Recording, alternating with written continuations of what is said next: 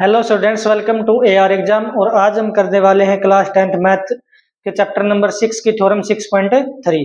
जो हमारी पिछली क्लास हुई थी उसके अंदर आपको मैंने 6.1 थ्योरम और 6.2 थ्योरम, जिसको बीपीटी और कन्वर्स ऑफ बीपीटी बोलते हैं, वो करवा दी थी। आई होप आपको समझ में भी आई होगी। यदि आपको एक बार में न समझ में आए तो आप उसको दोबारा से देख सकते हैं। और उसी के ऊपर बेस्ड हमारी एक्सरसाइज 6.2 थी और ये 6.3 थ्योरम है जो इसके ऊपर ही बेस्ड हमारी एक्सरसाइज 6.3 होगी। जो तो मैं आज करता हूँ शुरुआत इसकी, और आप अपनी एनसीईआरटी बुक साथ में रखें। मैं पढ़ के बता देता हूँ एक बार क्या लिखा है 6.3 थ्योरम के अंदर। इफ इन टू ट्रायंगल्स, यदि दो ट्रायंगल के अंदर कोरोस्पोंडिंग एंगल्स आर इक्वल, यदि कोरोस्पोंडिंग एंगल्स क्या हो, इक्वल हो, then their corresponding sides are in the same ratio, तो उनकी जो कोरोस्पोंडिंग साइड्स हैं उनका रेशियो क्या होगा, सेम होगा। और प्रोपोर्शन में होगी। प्रोपोर्शन का मतलब ही सेम रेशियो होता है। And then the two triangles are similar, और इस प्रकार दो ट्रायंगल क्या होंगी, सिमिलर होंगी। तो मैं पहले आपको एक बार इसका डायग्राम बना के बता देता हूँ। देखिए ट्रायंगल ए बी सी, ये मैंने मान लिया ट्रायंगल ए बी और सी। यहाँ पे मैं एक और ट्रायंगल बनाता हूं डी ई एफ। इसने बोला है कि यदि आप इसके कोरोस्पोंडिंग एंगल्स इक्वल हो, कोरोस्पोंडिंग एंगल मतलब एंगल ए इक्वल हो एंगल डी के, एंगल बी इक्वल हो एंगल ई के, और एंगल जो सी इक्वल हो एंगल एफ के इक्वल हो, तो इसके साइड्स का जो प्रोपोर्शन बनेगा, साइड्स का जो रेशियो बनेगा, रेशियो मतलब A B by D E, A C by D F और B C by E F, इनका रेशियो क्या है, इक्वल आए, तो ये दोनों ट्रायंगल ए बी सी और ट्रायंगल डी ई एफ क्या हो, सिमिलर हो जाए। यही हमें 6.3 थ्योरम के अंदर बताना है। तो चलिए करते हैं शुरुआत। जो गिवन में हमें दिया गया है उसी से शुरुआत करते हैं।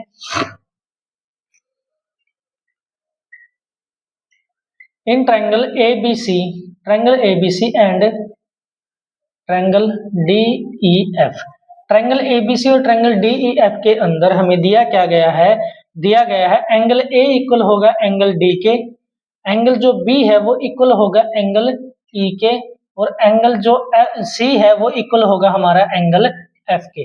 यही हमें दिया गया है। हमें क्या करना है, हमें प्रूव करना है, क्या प्रूव करना है, हमें प्रूव करना है इन साइड्स का रेशियो, साइड्स का रेशियो क्या हो, इक्वल हो। साइड्स का रेशियो मतलब A B by D E equal हो हमारे पास A C by D F equal हो B C by E F के। यदि ये साइड्स का रेशियो क्या आ जाए, इक्वल आ जाए, प्रोपोर्शन ऑफ साइड्स इक्वल हो जाए, तो हेंस ट्रायंगल क्या हो, हमारी ट्रायंगल जो ए बी सी है वो क्या हो, सिमिलर हो किसके, ट्रायंगल डी ई एफ के। ये हमें क्या करना है, प्रूव करना है। अब चलते हैं इसमें कुछ कंस्ट्रक्शन करते हैं। देखिए कंस्ट्रक्शन में क्या करेंगे,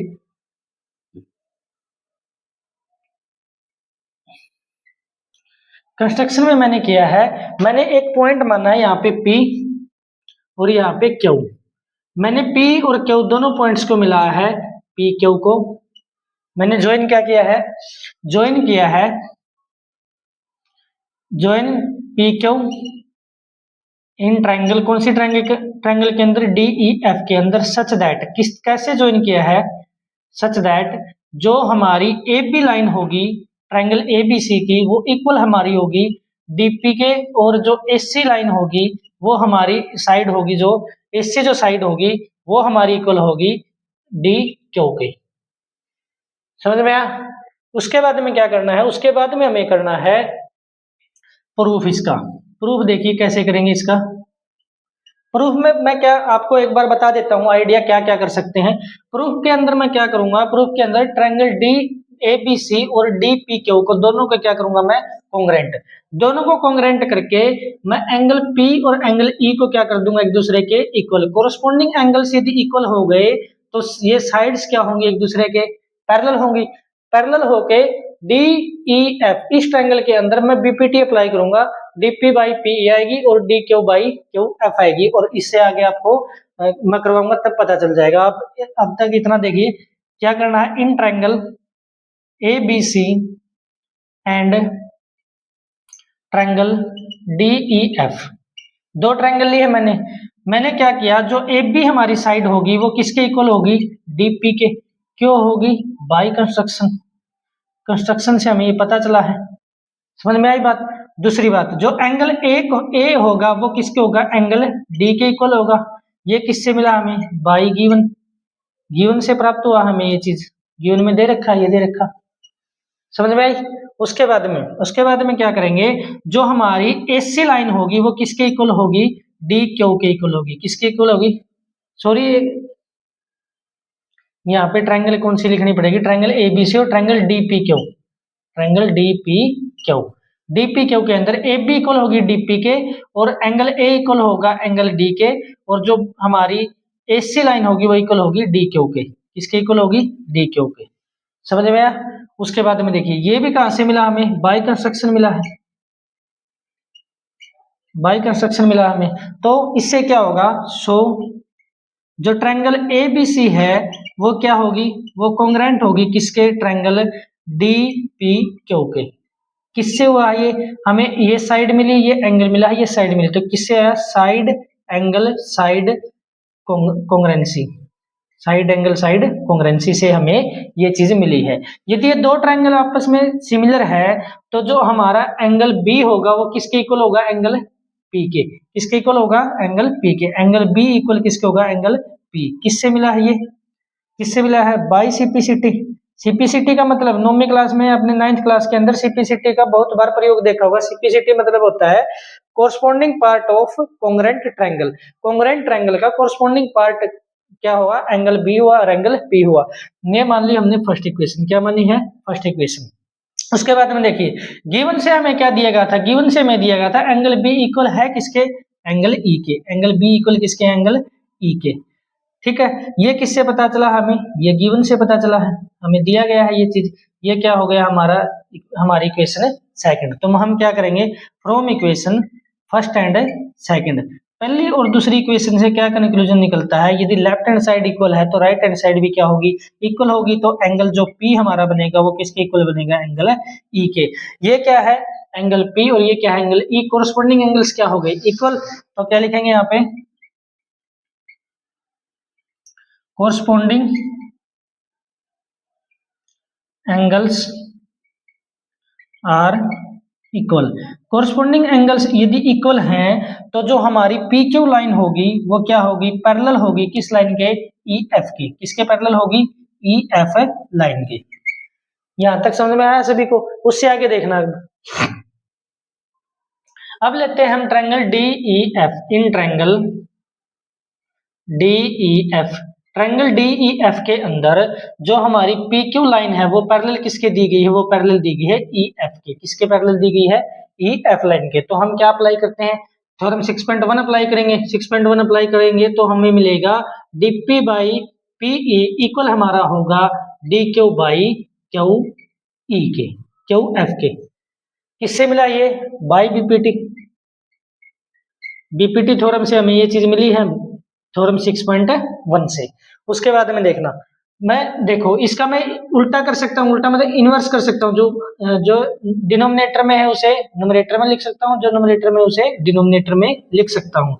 तो देखिए मैं लिख सकता हूँ P E by D P equal होगा हमारा Q F by D Q के, Q F by D Q के।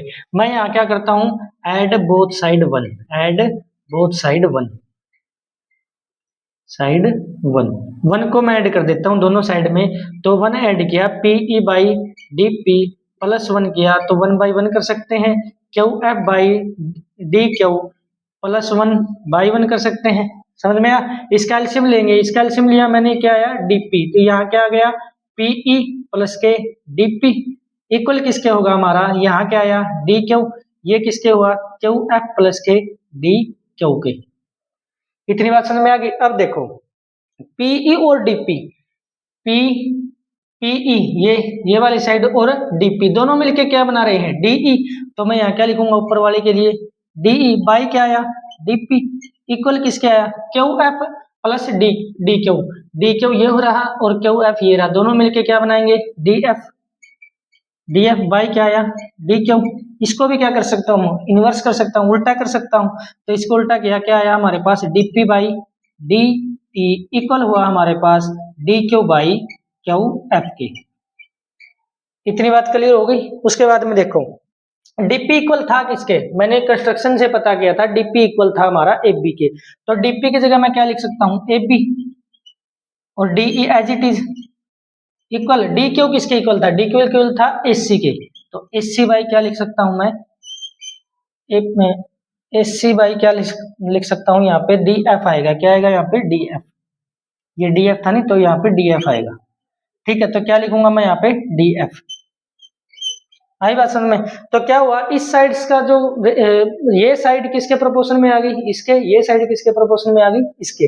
हमारे पास बचती कौन सी है, ये साइड बचती है, तो यहाँ पे लिख सकता हूँ मैं ये इक्वेशन हमने सेकंड फर्स्ट सेकंड ये मान लेते हैं थर्ड हो गई, third equation.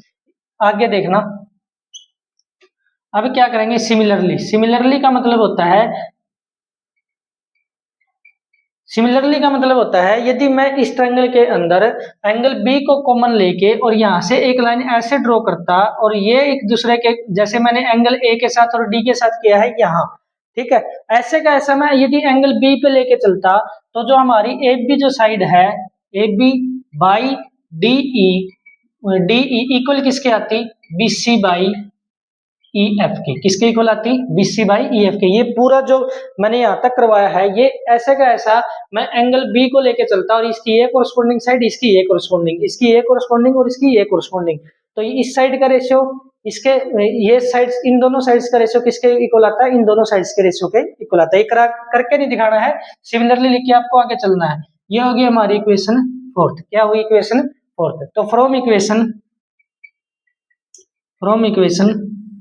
Third and fourth, तीसरी और चौथी इक्वेशन से क्या कंक्लूजन निकलेगा, देखो जो एबी है वो हमारी एबी बाई डीई वो इक्वल किसके आया था, इक्वल आता है एससी बाई डी एफ के, एससी बाई डी एफ, और एससी बाई डी एफ आ गया था, और एबी और डीई इक्वल है किसके, बीसी बाई ई एफ के भी है, तो ये इक्वल किसके भी आएगा, बीसी बाई ई एफ के।